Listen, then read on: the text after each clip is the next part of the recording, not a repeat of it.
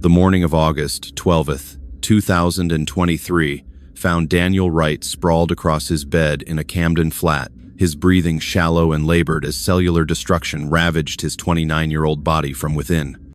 To any observer, he appeared to be sleeping off another night of excess in London's vibrant club scene, just another software engineer who had pushed his limits too far in pursuit of adventure. But beneath his pale skin, a sophisticated cocktail of slow-acting toxins was systematically shutting down his organs, one by one, while he remained conscious enough to feel every excruciating moment of his own deterioration. 12 hours earlier, Daniel had been riding high on confidence and alcohol, celebrating the completion of another lucrative freelance contract that would keep him comfortable for months. His chosen venue was Eclipse, an upscale nightclub in Shoreditch, where successful young professionals gathered to spend their disposable income on overpriced drinks and fleeting connections. Daniel thrived in this environment. His quick wit and genuine enthusiasm for life made him popular among both friends and strangers, while his steady income from remote software consulting gave him the freedom to indulge his taste for spontaneous adventures. The woman who would become his killer had been watching him for over an hour before making her approach. Priya Sharma moved through the crowded club with predatory grace, her dark eyes scanning potential targets with the calculated precision of someone who had perfected the art of selection. She had identified Daniel as ideal prey within minutes of his arrival. Young, affluent, traveling alone, and displaying the kind of reckless confidence that made men easy to manipulate through flattery and sexual suggestion. Their interaction began with the oldest trick in her arsenal, the accidental drink spill that required elaborate apologies and offers of replacement beverages. "I'm absolutely mortified," Priya had said, her Indian accent adding exotic appeal to her carefully rehearsed contrition. "Please let me buy you another drink. It's the least I can do." Daniel, already several drinks into his evening, was immediately charmed by her beauty and apparent embarrassment, never suspecting that the collision had been precisely choreographed to create an excuse for extended conversation. Priya's persona that night was meticulously crafted to appeal to Daniel's specific vulnerabilities. She presented herself as a fashion model visiting London for photo shoots, independent and worldly but somehow drawn to his particular combination of intelligence and adventure. Her questions about his software work seemed genuinely interested, her laughter at his jokes felt authentic, and her gradual physical escalation from casual touches to intimate proximity created the intoxicating sensation that he was seducing a woman far beyond his usual league. What Daniel interpreted as mutual attraction was actually a masterclass in psychological manipulation. Every aspect of Priya's behavior had been calculated to trigger his ego and overcome his natural caution. Her admiration for his career success, her fascination with his travel stories, her subtle suggestions that she rarely felt such immediate connection with men, all designed to make him feel special, chosen, irresistible in ways that clouded his judgment about the risks of following a complete stranger to a private location. The toxin delivery occurred sometime between 2 a.m. and 3 a.m., though Daniel would never remember the exact moment his death sentence was administered. Priya's method was sophisticated beyond anything he could have imagined, a combination of synthetic compounds that mimicked natural biological processes while ensuring maximum suffering before eventual organ failure. The substances were undetectable to standard drug screening, designed to create symptoms that could easily be mistaken for severe food poisoning or alcohol poisoning until it was far too late for medical intervention. By dawn, Daniel's immune system was beginning its catastrophic collapse, though he remained unaware that anything beyond a severe hangover was affecting his body. His skin had taken on a grayish pallor that suggested dehydration. His breathing had become irregular in ways that indicated respiratory distress, and his cognitive function was beginning to deteriorate as the toxins crossed his blood-brain barrier. Most significantly, his cellular regeneration processes had been disrupted, meaning that his body was literally beginning to decompose while he was still alive. Priya had vanished sometime during the early morning hours, leaving no trace of her presence beyond Daniel's rapidly fading memories of their encounter. Her real identity, her true background, and her connections to similar cases across London's nightlife scene would remain hidden until Detective Marcus Hall began connecting patterns that stretched back years. By the time Daniel's flatmate Adam Lewis discovered him convulsing on his bedroom floor 8 hours later, The woman responsible for his murder was already selecting her next victim from among London's endless supply of overconfident young men who believed their intelligence made them immune to predatory manipulation. The case of Daniel Wright's murder would eventually expose a sophisticated criminal network that had been operating undetected in London's nightlife scene for years, using beautiful women and exotic toxins to eliminate victims whose deaths appeared natural until forensic investigation revealed the horrifying truth beneath the surface. Priya Sharma had arrived in London 18 months earlier, carrying documents that identified her as a fashion model seeking work in Europe's most competitive market, but her true purpose had nothing to do with legitimate modeling opportunities. Born into Mumbai's sprawling slums, she had learned early that beauty could be weaponized against men whose privilege made them careless about the dangers that desperation could create. Her transformation from impoverished street child to sophisticated predator had taken years of careful planning, criminal education, and gradual escalation from petty theft to elaborate murder schemes. The modeling persona provided perfect cover for her activities, explaining her presence at exclusive venues while justifying the irregular income that funded her lifestyle. Fashion industry connections were notoriously difficult to verify, especially for international models claiming work with smaller agencies, allowing Priya to maintain her cover story without extensive documentation. More importantly, the modeling world's emphasis on beauty and sexuality gave her natural advantages in manipulating male targets who assumed that attractive women were either too vapid or too privileged to pose serious threats. Her method of victim selection had been refined through trial and error over dozens of encounters across multiple cities.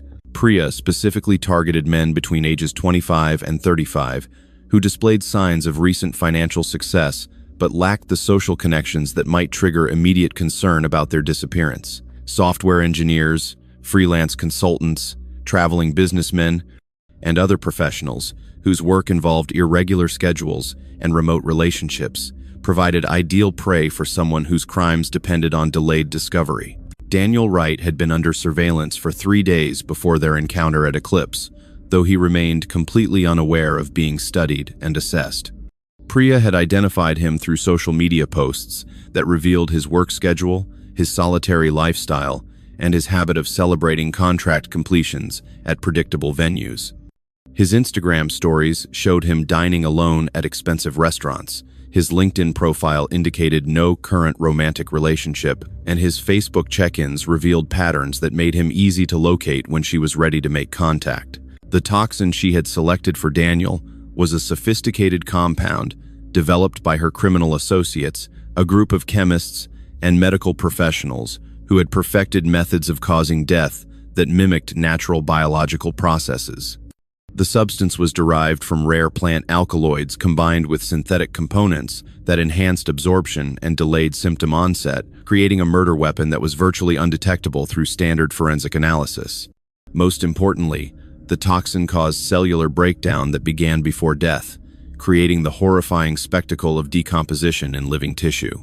Priya's preparation for the encounter had been meticulous, involving weeks of research into Daniel's background, interests, and psychological vulnerabilities. She had studied his social media posts to understand his sense of humor, his professional interests, and his romantic preferences, allowing her to craft a persona that would appeal specifically to his particular combination of intelligence and recklessness. Her wardrobe selection, conversation topics, and even her alcohol tolerance had been calibrated to maximize her appeal while maintaining the clear thinking necessary to execute her plan. The Eclipse nightclub had been chosen specifically for its layout and security arrangements, which provided multiple exit routes while maintaining minimal surveillance of individual patron interactions. Priya had visited the venue several times to study staff routines, camera placements, and crowd patterns that would allow her to operate without creating memorable incidents that might later identify her to investigators. Her familiarity with the club's environment gave her significant advantages over Daniel, who was experiencing the venue for the first time. Her criminal network provided support that extended far beyond simple toxin supply, offering surveillance assistance, escape route planning, and disposal services for evidence that might connect her to victims. The organization operated like a sophisticated business, with specialists handling different aspects of the murder process, while maintaining compartmentalized knowledge that protected all participants if any individual member was arrested. Priya's role as field operative required significant skill, but also provided protection through the organization's resources and planning. The psychological profile she had developed for Daniel proved remarkably accurate during their initial conversation. His responses to her flattery, his eagerness to impress her with career accomplishments, and his willingness to abandon caution in pursuit of sexual conquest all followed patterns she had observed in previous victims.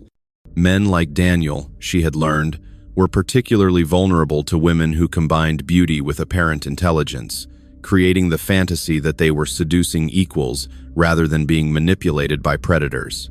Daniel's decision to bring Priya back to his flat was presented as his own choice, though every aspect of the evening had been designed to make that outcome inevitable. Her subtle suggestions about privacy, her carefully timed expressions of desire, and her apparent concern about being seen in public with him had all been calculated to make him feel that taking her home was both his idea and evidence of his irresistible appeal. The psychological manipulation was so sophisticated that Daniel felt grateful for the opportunity to be alone with her. The Camden flat where Daniel lived provided ideal circumstances for Priya's method of operation. His flatmate, Adam Lewis, worked irregular shifts that often kept him away overnight. The building's security was minimal, and the location offered multiple escape routes through London's complex transportation network. Most importantly, the flat's isolation from Daniel's family and close friends meant that his deterioration could progress for hours before anyone discovered his condition. As Priya administered the toxin through methods that Daniel would later remember as passionate intimacy, she was already planning her departure and the establishment of her alibi for the following day. Her next target had already been identified and was being prepared for approach, because for predators like Priya Sharma, murder was not an isolated incident but rather a sustainable lifestyle that fed both her psychological needs and her financial requirements. This investigation reveals how predators exploit nightlife environments and romantic encounters to commit sophisticated murders. Subscribe to our channel for more true crime documentaries that expose the deadly realities hidden behind seemingly innocent social interactions. Daniel Wright's lifestyle had been carefully constructed around the illusion of freedom and control, making him an ideal victim for predators who understood how to exploit the vulnerabilities hidden beneath surface-level confidence. His success as a freelance software engineer provided financial independence that allowed him to travel extensively, work on his own terms, and maintain a social life centered around spontaneous adventures rather than committed relationships. This apparent autonomy masked deeper isolation that made him perfect prey for someone like Priya Sharma, who specialized in targeting men whose independence was actually dangerous solitude. His flat in Camden reflected the paradox of his existence.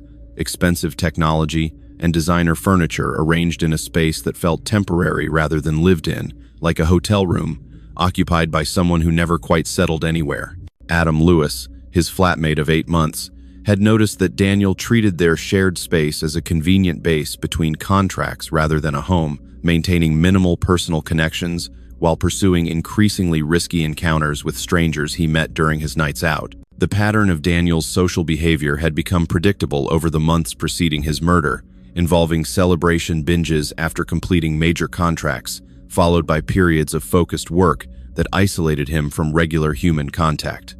His success had created a cycle where professional achievement was rewarded through dangerous recreational activities, including casual encounters with women whose backgrounds he never investigated and whose intentions he never questioned.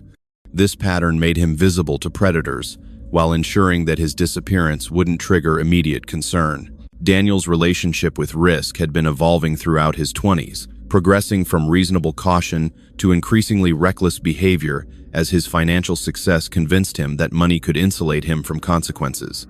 His ability to afford expensive drinks, exclusive venues, and impulsive travel had created a false sense of invulnerability that extended to his personal safety decisions. He had begun treating dangerous situations as adventures rather than threats, exactly the mindset that predators like Priya relied upon for victim selection. The software engineering community that provided Daniel's income also contributed to his isolation, involving remote work arrangements that limited his regular social interactions to digital communications rather than face-to-face relationships. His professional contacts knew him as reliable and talented, but had little insight into his personal life, while his personal acquaintances knew him as fun and generous, but remained unaware of his work circumstances. This compartmentalization meant that no one possessed complete knowledge of his routines or relationships. Adam Lewis had grown increasingly concerned about Daniel's behavior in the weeks leading up to his death, observing a pattern of escalating risk-taking that seemed disconnected from his usually rational approach to professional decisions. He was brilliant with code, but absolutely reckless with people, Adam would later tell investigators. He'd spend hours researching the security protocols for some software project, then go home with complete strangers without asking basic questions about who they were or where they came from. The warning signs that Adam had noticed included Daniel's increasing tolerance for alcohol, his tendency to disappear for days without communication, and his casual attitude toward women whose stories contained obvious inconsistencies. Daniel had brought home several women whose backgrounds didn't match their claims about careers, travel, or personal circumstances, but his sexual interest seemed to override any concerns about their credibility. His attitude suggested that he viewed these encounters as temporary entertainment rather than potential dangers. Daniel's family relationships had deteriorated over the years as his lifestyle became more erratic and his communications more sporadic. His parents in Manchester rarely heard from him, except during major holidays, while his sister had stopped trying to maintain regular contact after Daniel repeatedly canceled planned visits or failed to respond to messages for weeks at a time. This estrangement meant that his death wouldn't trigger immediate family concern, providing additional time for evidence degradation. The financial independence that Daniel prized so highly had actually increased his vulnerability by removing the social structures that might have provided protection through accountability and oversight. Unlike employees with regular office interactions or men in committed relationships who maintained predictable routines, Daniel's freelance lifestyle allowed him to disappear without immediate consequences. His clients expected irregular communication patterns, and his social circle assumed his absences were related to work travel or new romantic interests. Daniel's romantic history revealed a pattern of avoiding emotional commitment while pursuing increasingly complex sexual encounters, suggesting psychological issues that made him susceptible to manipulation by sophisticated predators.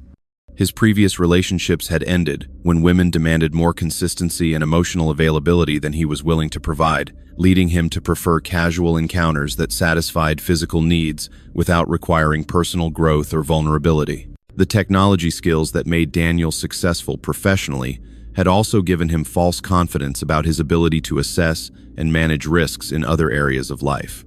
His expertise with digital security systems convinced him that he could identify dangers and protect himself through careful analysis, but this confidence didn't extend to psychological manipulation or chemical threats that operated outside his area of expertise. Predators like Priya understood that technical intelligence often correlated with overconfidence in non-technical situations. The celebration that brought Daniel to Eclipse on August 11th was typical of his pattern following contract completions: expensive drinks, generous tips, an aggressive pursuit of female attention that he interpreted as evidence of his desirability, rather than recognition of his vulnerability.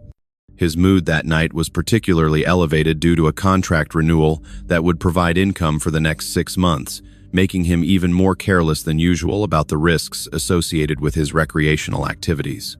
The combination of financial success, social isolation, and psychological needs that Daniel represented was exactly what predators like Priya Sharma sought in their victim selection process, creating the perfect storm of vulnerability disguised as confidence that made sophisticated murder schemes possible in London's anonymous nightlife environment. The encounter between Daniel Wright and Priya Sharma began with choreographed precision at 11:43 p.m., when Priya deliberately collided with Daniel near Eclipse's crowded bar, spilling his drink across his designer shirt while expressing elaborate contrition that immediately established her as non-threatening and apologetic. Her performance was flawless, the perfect combination of embarrassment and concern that triggered Daniel's protective instincts, while creating an excuse for extended interaction that appeared completely natural to any observers. "Oh my God, I'm so incredibly sorry," Priya exclaimed, her accent adding exotic appeal to words that had been carefully chosen to maximize their impact on Daniel's ego. "I'm usually much more graceful than this, but these heels are absolutely murderous on this floor." Her reference to the expensive shoes established her apparent sophistication, while the self-deprecating humor suggested approachability that contrasted with intimidating beauty that might otherwise have made Daniel hesitant to engage. Daniel's response revealed exactly the personality traits that Priya had identified during her surveillance period. Instead of showing irritation about the spilled drink, he immediately moved to reassure her that the incident was insignificant, demonstrating the need for approval and tendency toward protective behavior that made him ideal for manipulation. "Don't worry about it at all," he said, his smile genuinely warm despite the alcohol soaking through his shirt. "These things happen in places like this. Let me get us both fresh drinks instead." The conversation that followed demonstrated Priya's sophisticated understanding of psychological manipulation techniques as she gradually escalated from casual interaction to intimate connection through carefully calibrated stages designed to bypass Daniel's natural caution.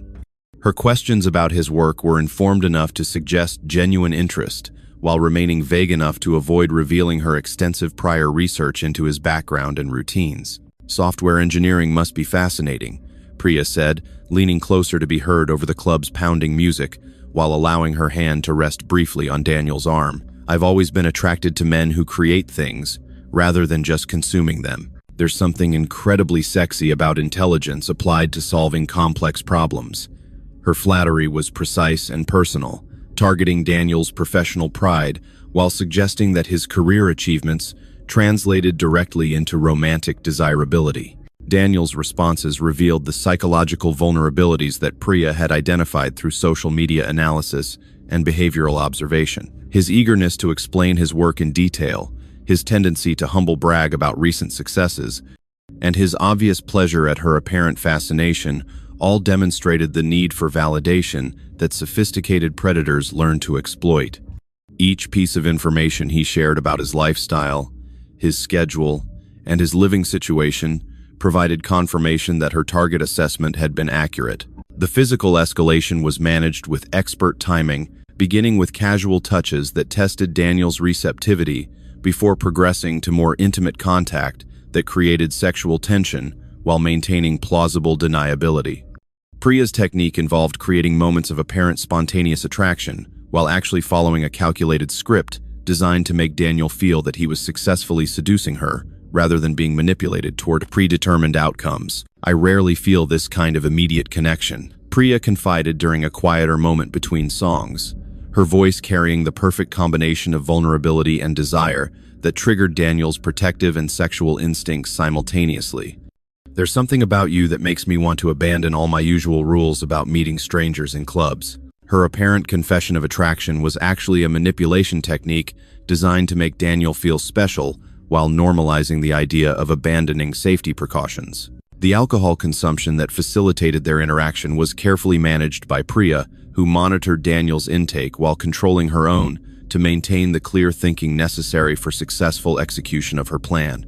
Her apparent ability to match his drinking was actually the result of techniques for simulating consumption while minimizing actual alcohol absorption, allowing her to appear uninhibited while maintaining full cognitive function throughout the evening. Daniel's decision-making process became increasingly compromised as the night progressed, with alcohol and sexual attraction combining to override the professional caution that usually characterized his approach to unfamiliar situations.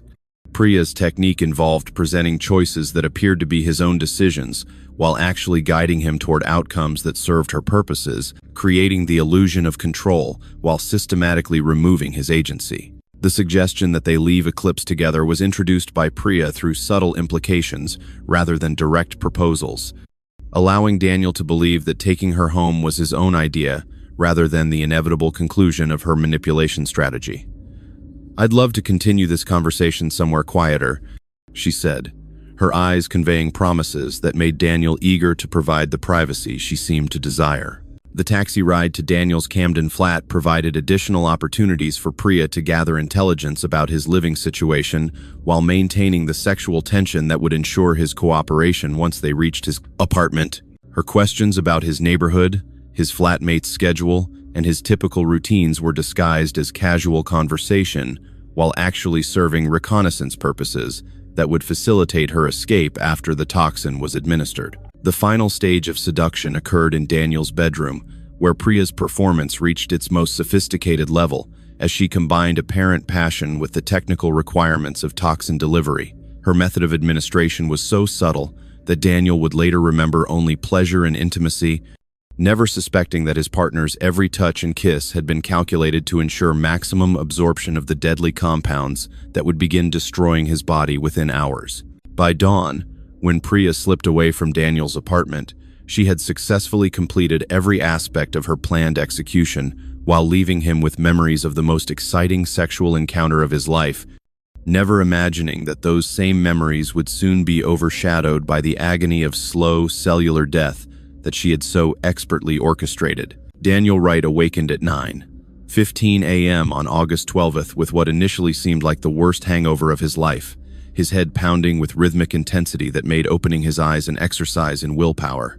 The bedroom spun gently when he attempted to sit up, and his mouth felt as though it had been filled with cotton and ash during the night. These familiar symptoms of overindulgence masked the far more sinister reality that synthetic toxins were already beginning their systematic destruction of his cellular structure, creating damage that would prove irreversible, despite his body's desperate attempts at self-repair. The first unusual symptom that penetrated Daniel's alcohol-hazed consciousness was the strange metallic taste that coated his tongue and seemed to emanate from deep within his throat. No amount of water could wash away the flavor, which grew stronger rather than weaker as he attempted to rehydrate his seemingly dehydrated system. What Daniel interpreted as residual effects from expensive cocktails was actually the taste of cellular breakdown products entering his bloodstream as the toxin began dissolving the barriers that normally contained his body's waste products. His reflection in the bathroom mirror revealed subtle changes that a more observant person might have recognized as cause for immediate medical attention. His skin had acquired a grayish pallor that suggested more than simple fatigue. His eyes appeared sunken in ways that couldn't be explained by dehydration alone, and small blood vessels near the surface of his skin had begun to show the characteristic pattern of capillary damage that indicated systemic poisoning. Daniel attributed these changes to the combination of alcohol and insufficient sleep, never imagining that he was witnessing the early stages of his own decomposition.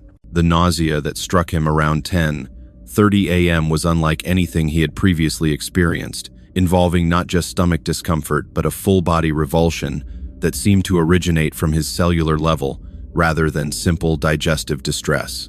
When he attempted to vomit, the material that emerged was streaked with blood and contained tissue fragments that should never have been present in stomach contents. The sight should have sent him immediately to the emergency room, but Daniel's judgment was already compromised by toxins affecting his cognitive function. Adam Lewis discovered Daniel's condition when he returned from his overnight shift at 11:45 a.m., finding his flatmate collapsed on the bathroom floor in a pool of bloody vomit while making weak attempts to call for help. His skin looked wrong. Adam would later tell investigators.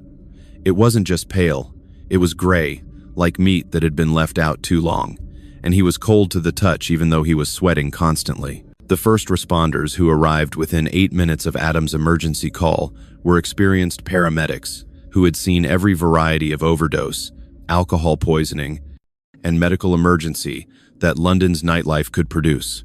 However, Daniel's condition was unlike anything in their professional experience, involving symptoms that suggested multiple organ failure combined with cellular breakdown that resembled advanced decomposition in a living patient. Their initial assessment was that he had ingested some form of exotic poison, though they had no idea how to treat something they couldn't identify.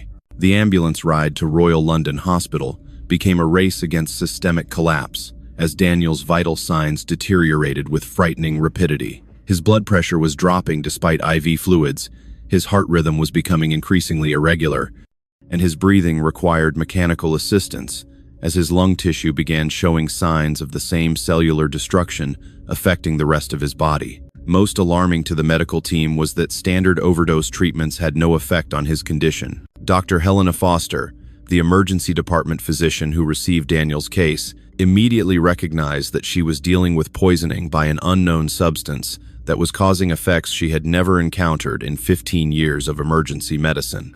His blood work showed cellular breakdown products that shouldn't exist in living tissue, she explained to investigators days later.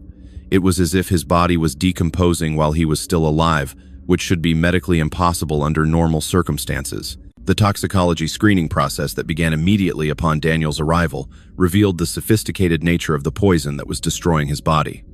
Standard drug tests showed no presence of common toxins, while specialized analysis indicated the presence of synthetic compounds that didn't match any known poisons in medical databases. The substance appeared to be a designer toxin created specifically to avoid detection while causing maximum suffering through slow cellular death. Daniel's final hours were marked by increasing agony as his nervous system remained functional while his body systematically failed around it. He was conscious enough to experience every stage of organ failure, every moment of cellular breakdown, and every symptom of decomposition that the toxin was designed to inflict.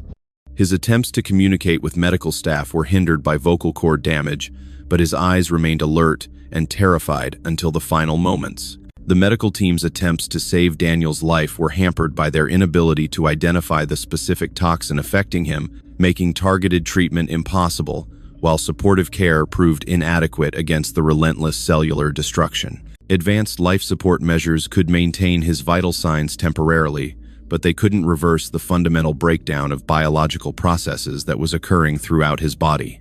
Daniel Wright was pronounced dead at 4:47 p.m. on August 12th, approximately 17 hours after Priya Sharma had administered the toxin that would claim his life.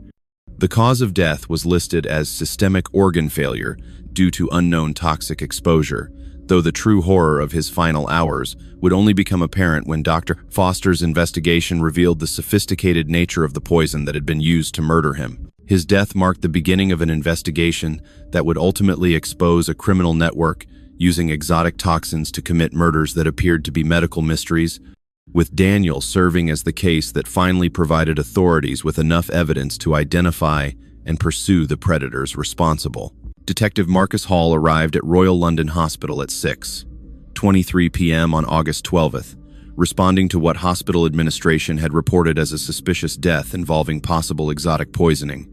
His 22 years with Scotland Yard had exposed him to every variety of murder London could produce, but Dr. Helena Foster's preliminary briefing suggested something unprecedented in both sophistication and cruelty. "I've never seen cellular breakdown like this in a living patient," Foster explained, her voice carrying the strain of someone who had spent hours trying to save a life while watching helpless as unknown toxins systematically destroyed it. The initial crime scene investigation focused on Daniel's Camden flat, where forensic teams searched for evidence of the toxic substance that had killed him, while attempting to reconstruct his final evening through physical evidence and witness interviews.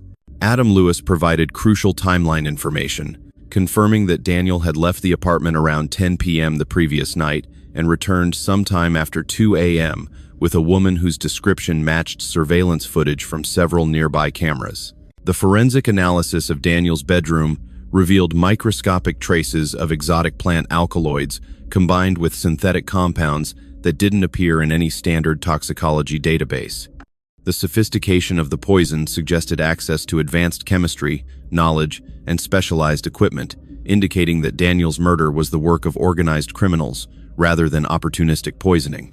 Most significantly, the delivery method appeared to involve skin contact during intimate activity, making the murder weapon virtually undetectable until after fatal damage had occurred. Hall's initial interviews with Eclipse nightclub staff provided crucial information about Daniel's final night, including security footage that showed him interacting with an attractive woman of apparent South Asian descent who had been observed targeting him specifically among the dozens of potential victims in the crowded venue. The woman's behavior on camera demonstrated clear predatory patterns, including surveillance of Daniel before approach and careful positioning to avoid facial recognition by security systems. The breakthrough in victim identification came when Hall discovered that Daniel wasn't Priya Sharma's first target in London's nightlife scene. Cross-referencing hospital records with missing persons reports revealed 3 other cases over the past 18 months involving young men who had died from mysterious medical conditions after nights out at upscale venues. Each case had been classified as unexplained medical emergencies rather than murders, preventing the pattern recognition that might have saved Daniel's life.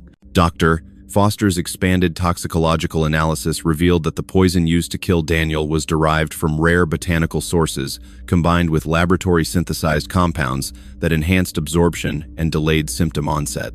"This isn't something you could create in a home laboratory," she explained to Hall's investigative team. "The level of sophistication suggests access to professional chemistry, equipment, and extensive knowledge of human physiology. Whoever created this poison spent considerable time perfecting it through trial and error." The investigation expanded to include surveillance footage from multiple venues across London's nightlife district, revealing a pattern of appearances by women matching Priya's general description at locations where unexplained deaths had subsequently occurred. The footage analysis suggested a coordinated operation involving multiple individuals rather than a single perpetrator, indicating that Daniel's murder was part of a larger criminal enterprise operating within London's social scene. Hall's interview with Adam Lewis revealed concerning details about Daniel's recent behavior that suggested he might have been under surveillance before his final night. He mentioned a few times that he felt like he was being watched. Adam reported, "I thought he was just being paranoid because of all the true crime documentaries he watched, but maybe someone really was tracking his routines." This information prompted Hall to examine Daniel's digital footprint for signs of stalking or unauthorized access. The analysis of Daniel's social media accounts and digital communications revealed evidence of sophisticated surveillance that had been occurring for weeks before his murder. His location data had been accessed through malware installed on his phone. His social media activities had been monitored to identify his preferences and vulnerabilities, and his financial information had been compromised to assess his value as a target. The technological sophistication suggested professional-level cybercrime capabilities supporting the murder operation. International cooperation became necessary when Hall discovered that similar poisoning cases had occurred in other European cities, always involving attractive women targeting successful young men in upscale nightlife venues. Interpol's database revealed a pattern stretching across multiple countries, suggesting a mobile criminal organization that relocated periodically to avoid detection while maintaining consistent operational methods. The forensic accounting investigation revealed that Daniel's death coincided with unusual financial activity in his accounts, including attempted unauthorized transfers that had been blocked by banking security systems hours after his death. This discovery suggested that murder was only part of a broader scheme involving identity theft and financial fraud, making the victims valuable for both their assets and their deaths. Hall's team discovered that the toxin used to kill Daniel was not only designed to cause death, but to do so in a manner that would initially appear to be natural medical emergency rather than murder. The delayed onset and unusual symptoms were calculated to ensure that victims would die in hospital settings where cause of death might be attributed to medical complications rather than criminal activity, providing the perpetrators with additional time to escape while avoiding murder investigations. The pattern analysis revealed that Priya Sharma and her associates specifically targeted men whose deaths would generate minimal immediate investigation, single individuals with irregular social schedules, limited family contact, and lifestyles that made their disappearance initially unremarkable. Daniel's murder had only triggered investigation because Dr. Foster's medical expertise recognized the impossibility of his symptoms occurring naturally. As Hall's investigation expanded, it became clear that Daniel Wright's death was not an isolated incident, but rather one killing in a series of sophisticated murders that had been occurring across Europe for years. Hidden by the apparent randomness of victims and the exotic nature of the murder method that had initially prevented pattern recognition by law enforcement. The investigation into Daniel Wright's murder took a dramatic turn when Detective Marcus Hall received a call from Detective Inspector Claire Dubois of the French National Police, who had been tracking similar poisoning cases across continental Europe for over 2 years. "We have 7 confirmed victims matching your Daniel Wright case," Dubois explained during their first video conference. "All young men, all successful professionals, all killed by exotic toxins after encounters with attractive women in nightclub settings. Your case might be the breakthrough we've been waiting for." The international cooperation that followed revealed a sophisticated criminal network operating across multiple countries, using beautiful women as hunters to identify and eliminate victims whose deaths could be disguised as medical mysteries while generating substantial financial gains through identity theft and asset liquidation. The organization's structure was compartmentalized like a terrorist cell, with individual operatives knowing only their specific roles while remaining ignorant of the broader scope of operations. Priya Sharma's true identity emerged through facial recognition analysis of surveillance footage shared between international law enforcement agencies. Born Priya Malhotra in Mumbai's Dharavi slum, she had been recruited into organized crime at age 16 by traffickers who recognized her potential for manipulation and control. Her transformation from street prostitute to sophisticated international killer had taken years of training in everything from acting and seduction to toxicology and financial fraud. The criminal organization's operational methodology was remarkably sophisticated, involving advanced teams that researched potential targets through social media analysis and behavioral surveillance, field operatives like Priya, who executed the murders, and support personnel who handled financial exploitation and evidence disposal. Each murder generated multiple revenue streams, the victim's immediate assets, ongoing identity theft opportunities, and insurance fraud schemes that continued producing income long after death. Dr. Foster's expanded analysis of the toxin used to kill Daniel revealed connections to similar compounds that had appeared in suspicious deaths across 5 different countries over the past 3 years.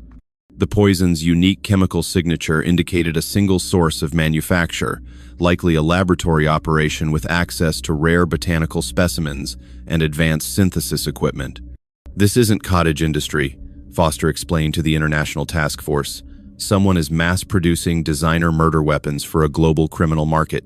The breakthrough in tracking the poison's origin came when chemical analysis revealed the presence of a rare alkaloid derived from a plant species found only in specific regions of Southeast Asia. The compound's extraction and refinement required specialized knowledge that existed in fewer than a dozen laboratories worldwide, providing investigators with a focused target list for identifying the source of the murder weapons used across multiple countries. Interpol's analysis of financial records associated with the victims revealed a pattern of post-mortem asset exploitation that generated hundreds of thousands of euros in criminal profits. The organization had developed sophisticated methods for accessing victims' bank accounts, investment portfolios, and digital assets through identity theft techniques that often went undetected for months after death. Daniel's financial records showed attempted unauthorized transfers worth over £50,000 that had been initiated hours after his death. The investigation revealed that victim selection followed precise criteria designed to maximize both criminal profit and operational security. Targets were chosen based on their financial assets, social isolation, irregular schedules that would delay discovery of their deaths, and psychological profiles that made them susceptible to seduction by attractive strangers. Daniel's freelance lifestyle and history of casual encounters had made him an ideal victim for the organization's methodology. Hall's team discovered that the network maintained detailed databases of potential targets across multiple cities, with profiles that included financial information, behavioral patterns, social connections, and psychological vulnerabilities that made individuals susceptible to romantic manipulation. The sophistication of their intelligence gathering rivaled professional espionage operations, involving social media analysis, financial background checks, and behavioral surveillance that could extend for months before a target was approached. The organization's escape and evasion protocols were equally sophisticated, involving multiple false identities, safe houses across Europe, and extraction procedures that could remove operatives from crime scenes within hours of mission completion. Priya's disappearance from London had been facilitated by a network of support personnel who provided transportation, documentation, and temporary accommodation, while authorities remained unaware that a murder had even occurred. The financial investigation revealed that Daniel's death was part of a broader criminal enterprise that had generated over €2 million in profits across 3 years of operations. The network's business model involved not only immediate asset theft, but also long-term identity exploitation that continued generating revenue for months after each victim's death through credit fraud, investment manipulation, and insurance schemes that took advantage of the apparent medical nature of the deaths. Technical analysis of the network's communications revealed encrypted messaging systems and secure financial networks that allowed coordination between operatives across multiple countries while maintaining operational security that had prevented law enforcement detection for years. The organization's technological sophistication suggested backing by established criminal enterprises with access to professional cybercrime capabilities and international money laundering infrastructure. The victim profile analysis conducted by criminal psychologists revealed that the network specifically targeted men whose success and independence masked deeper emotional vulnerabilities that made them ideal for manipulation. The psychological assessment of Daniel and similar victims showed patterns of social isolation, validation-seeking behavior, and risk-taking tendencies that sophisticated predators could exploit through carefully crafted romantic scenarios. The international manhunt for Priya Sharma began in earnest when facial recognition analysis of European surveillance networks identified her presence in Amsterdam just 4 days after Daniel Wright's murder, apparently selecting her next victim from the city's affluent business district. Detective Marcus Hall coordinated with Dutch authorities to establish surveillance of known criminal safe houses, while European Union law enforcement agencies shared intelligence about similar operations that might be connected to the poisoning network. Priya's operational pattern became clearer as investigators tracked her movements across multiple countries over the preceding 2 years. She had operated in Paris, Berlin, Amsterdam, and Barcelona before arriving in London, always targeting successful young men in upscale venues while maintaining false identities that provided cover for her criminal activities.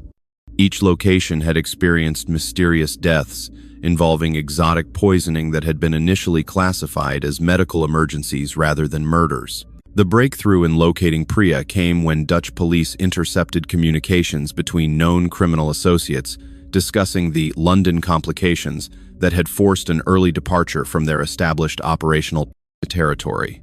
The encrypted messages revealed that Daniel Wright's murder had generated unexpected attention that required immediate extraction and relocation of assets, suggesting that the network was aware of law enforcement interest for the first time. Surveillance footage from Amsterdam's financial district showed Priya conducting reconnaissance on potential targets, while maintaining the same sophisticated approach that had succeeded in previous operations. Her method involved days of observation and intelligence gathering before making contact, allowing her to craft personalized approaches that maximized her chances of success while minimizing the risk of detection by security personnel or suspicious victims. The coordinated arrest operation required precise timing across multiple jurisdictions, as Priya's criminal network had demonstrated sophisticated counter-surveillance capabilities that could facilitate rapid escape if they detected law enforcement interest. Hall worked with Europol to establish surveillance teams in 3 cities simultaneously, creating a coordinated net that would prevent her from simply relocating to avoid capture as she had done previously. The chemical analysis of evidence from Daniel's murder provided crucial intelligence about the poison manufacturing operation that supplied Priya's weapons. Dr. Foster's research had identified specific impurities in the toxin that indicated a particular synthesis method used by only one known laboratory, located in a remote facility outside Bangkok, that had been suspected of producing exotic poisons for international criminal markets, but had never been definitively connected to specific crimes. International cooperation expanded to include Thai authorities, who conducted simultaneous raids on the suspected poison manufacturing facility, while European teams moved to arrest field operatives like Priya. The coordinated operation was designed to dismantle the entire network simultaneously, preventing the organization from adapting its operations or relocating to avoid prosecution, as it had done when individual arrests had occurred in the past. The arrest of Priya Sharma occurred at 3:47 a.m. on September 15th in an Amsterdam hotel where she was preparing to approach her next victim, a 28-year-old investment banker whose routine she had been studying for 6 days. Dutch special police found her in possession of sophisticated surveillance equipment, multiple false identity documents, and a small quantity of the same exotic toxin that had killed Daniel Wright, providing physical evidence directly linking her to international poisoning operations. Priya's initial interrogation revealed the calculating mindset that had enabled her to commit multiple murders without apparent psychological impact. These men were not victims, she told investigators. They were resources that existed to be harvested by people intelligent enough to recognize their value. Her complete lack of empathy for her victims demonstrated the psychological profile that criminal psychologists had predicted based on the sophisticated nature of her crimes. The intelligence gathered from Priya's arrest led to coordinated raids across 5 countries, resulting in the capture of 12 additional network members, including chemists, financial specialists, and support personnel who had facilitated the murder operations. The simultaneous arrests prevented the organization from destroying evidence or eliminating witnesses who might testify about the scope of their criminal enterprise. The discovery of the network's operational records revealed that Daniel Wright was the 17th confirmed victim of their poisoning scheme, with additional suspicious deaths under investigation that might increase the total death toll significantly. The organization had been escalating its operations over time, increasing both the frequency of murders and the sophistication of methods used to avoid detection by law enforcement agencies. Evidence seized during the arrests included detailed victim profiles for over 100 potential targets across Europe, suggesting that the network's operations would have continued expanding if not interrupted by the investigation triggered by Daniel's death. The profiles demonstrated the systematic nature of their target selection and the extensive intelligence gathering that preceded each murder operation. The international scope of the evidence required coordination between multiple legal systems to ensure successful prosecution of all network members while preventing jurisdictional complications that might allow any participants to escape justice. Hall worked with prosecutors across 5 countries to develop comprehensive cases that would result in convictions for the full extent of the criminal enterprise's activities. The financial investigation revealed assets worth over €3 million that had been accumulated through murder and fraud operations, providing resources for victim compensation, while demonstrating the substantial profits that had motivated the network's criminal activities. The asset seizure operations required coordination with banking authorities across multiple countries to prevent the liquidation of criminal proceeds before they could be recovered. Priya's extradition to the United Kingdom was prioritized due to the strength of evidence connecting her directly to Daniel Wright's murder, though additional prosecutions in other jurisdictions would follow based on evidence linking her to deaths in multiple countries. The case against her was built on forensic evidence, surveillance footage, and financial records that documented her systematic approach to murder for profit across international borders. The trial of Priya Sharma began on March 18, 2024, at the Old Bailey, with prosecutor Sarah Mitchell presenting evidence that painted a comprehensive picture of systematic murder operations that had claimed at least 17 lives across 5 countries. The case attracted international attention both for its exotic murder methods and for the sophisticated criminal organization that had operated undetected for years, while disguising murders as medical emergencies through exotic poisoning techniques. Mitchell's opening statement emphasized the calculated nature of Priya's crimes, describing her as a predator who weaponized beauty and sexuality to commit murders so sophisticated that victims thanked her for the privilege of being killed. The prosecution's case relied heavily on forensic evidence linking Priya directly to Daniel Wright's death, while establishing patterns that connected her to similar murders across Europe through surveillance footage, financial records, and chemical analysis of exotic toxins. The testimony of Dr. Helena Foster provided crucial scientific evidence about the poison used to kill Daniel, explaining how the synthetic compounds were designed specifically to cause prolonged suffering while avoiding detection through standard medical examination. This toxin was created by someone with advanced knowledge of human physiology and chemistry, Foster testified. The goal was not simply to kill, but to cause maximum pain while ensuring the death appeared to be from natural medical causes.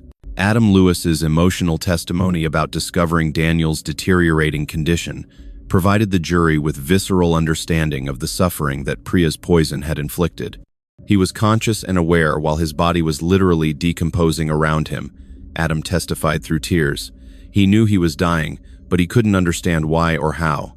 The terror in his eyes will haunt me forever. The international scope of evidence presented during the trial revealed the true extent of Priya's criminal career, with prosecutors from multiple countries providing testimony about similar cases that established her pattern of operation.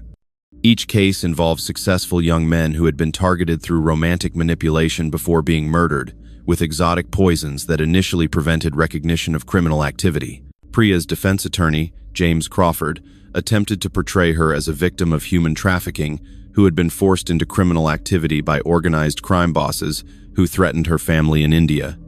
However, this defense crumbled under evidence showing that Priya had been the primary recruiter for the criminal network, personally selecting and training other women to serve as killers, while receiving substantial financial compensation for her operational leadership. The forensic accounting evidence presented by financial investigators demonstrated that Priya had personally profited by over £400,000 from her murder operations, receiving both direct payments for completed killings and percentages of the financial fraud that followed each victim's death.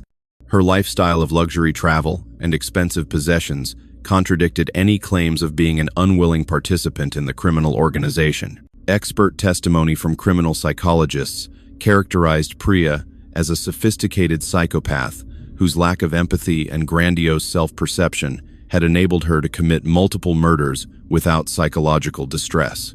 The defendant demonstrates classic characteristics of antisocial personality disorder combined with narcissistic traits that make her extremely dangerous to society, testified Dr. Robert Harrison, a forensic psychiatrist. She views other human beings as objects to be manipulated for her benefit. The victim impact statements delivered by families of Priya's victims across multiple countries provided emotional testimony about the broader destruction caused by her crimes. Daniel's parents traveled from Manchester to describe how their son's murder had devastated their family, while the mysterious circumstances had prevented proper closure. "She didn't just kill Daniel," his mother testified. "She tortured him to death while making him believe she cared about him." The jury deliberated for just over 6 hours before returning unanimous guilty verdicts on all charges: murder, conspiracy, fraud, and terrorism-related offenses connected to the international criminal organization. The speed of their decision reflected the overwhelming evidence against Priya and the heinous nature of crimes that had shocked experienced legal professionals.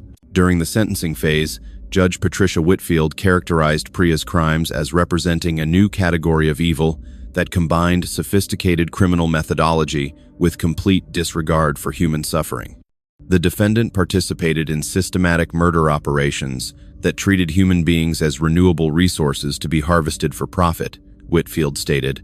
The court finds that public safety requires permanent removal of this individual from society. Priya Sharma was sentenced to life imprisonment without possibility of parole, with the judge recommending that she serve her sentence in maximum security facilities due to her demonstrated ability to manipulate and endanger other individuals.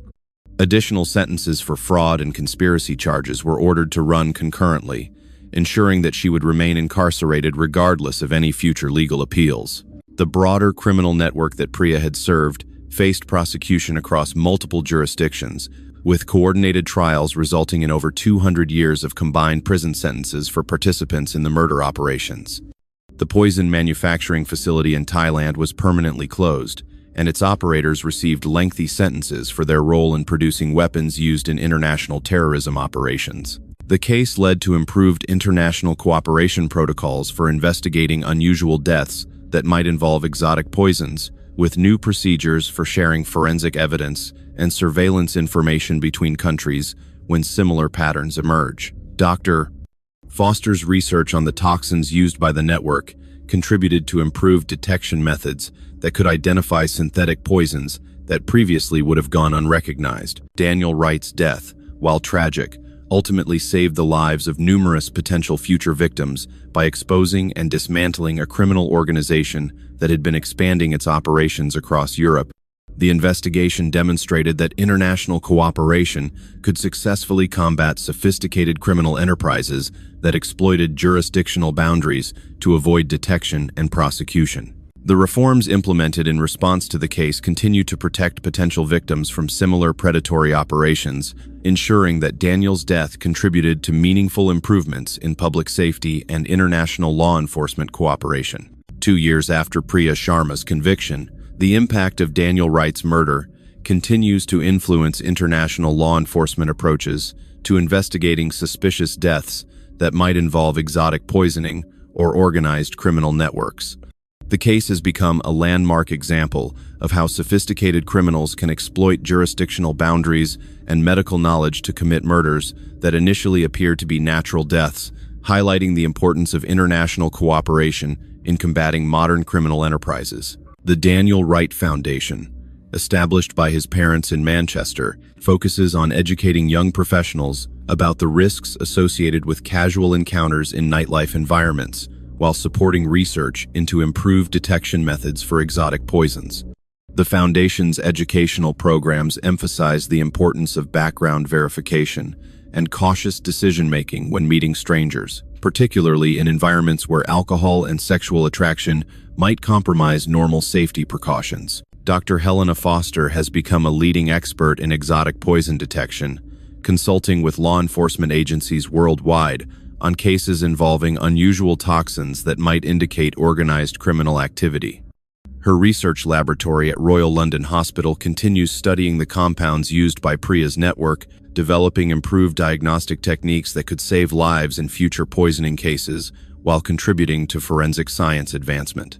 The international law enforcement protocols developed in response to the case have led to identification and prevention of at least 12 attempted murders involving similar methodologies across Europe and North America. The Daniel Wright Protocol requires immediate international intelligence sharing when deaths involve exotic toxins, unusual circumstances surrounding romantic encounters, or victims whose profiles match the targeting preferences identified through the investigation. Adam Lewis has become an advocate for improved mental health support for crime victims' friends and family members, speaking publicly about the trauma of discovering Daniel's condition and the long-term psychological impact of witnessing the effects of exotic poisoning. His testimony has influenced changes in victim support services that better address the needs of individuals who experience secondary trauma through association with violent crimes. The poison manufacturing network that supplied Priya's organization was completely dismantled through international cooperation, with Thai authorities destroying the laboratory equipment and chemical stockpiles that had been used to produce murder weapons for criminal organizations worldwide. The facility's closure eliminated a significant source of exotic toxins that had been used in numerous unsolved murders across multiple continents. Priya Sharma remains incarcerated at HMP Bronzefield, where she continues to maintain her innocence despite overwhelming evidence of her guilt. Prison officials report that she has shown no signs of remorse or psychological change, continuing to manipulate other inmates and staff members when opportunities arise. Her case has contributed to improved protocols for managing psychopathic offenders who pose ongoing dangers even within secure facilities. The financial assets recovered from the criminal network have been used to compensate victims' families and fund continued research into exotic poison detection methods. The total recovery exceeded £4 million, demonstrating the substantial profits that had motivated the organization's criminal activities while providing resources for ongoing prevention efforts. European Union law enforcement agencies have implemented new information sharing protocols that prevent criminals from exploiting jurisdictional boundaries to avoid detection when committing similar crimes across multiple countries. The improvements have already led to faster identification of international criminal patterns and more effective coordination of arrest operations. The nightlife venues where Priya operated have implemented improved security measures, including enhanced surveillance systems and staff training programs designed to identify potentially predatory behavior among patrons. These changes have created safer environments for social interactions while maintaining the open atmosphere that makes nightlife appealing to legitimate participants. Medical professionals worldwide have received enhanced training in recognizing symptoms of exotic poisoning that might indicate criminal activity rather than natural medical conditions. This education has already contributed to faster identification of poisoning cases and improved treatment outcomes for victims who might otherwise have died from unrecognized toxic exposure. The case has also influenced academic research into the psychology of organized crime, recruitment, with particular focus on how criminal organizations identify and train individuals like Priya to commit sophisticated murders while maintaining emotional detachment from their victims. This research contributes to improved understanding of criminal behavior patterns and more effective intervention strategies. Daniel Wright's legacy lives on through the lives saved by improved safety protocols, the criminals identified through enhanced international cooperation, and the continued research that makes exotic poisoning more difficult to execute successfully. His death, while tragic, contributed to meaningful improvements in public safety and international law enforcement capabilities that continue protecting potential victims from similar predatory crimes. The story serves as both a warning about the sophisticated methods used by modern criminals and evidence that international cooperation can successfully combat even the most complex criminal enterprises when law enforcement agencies work together to share intelligence and coordinate prosecution efforts across jurisdictional boundaries.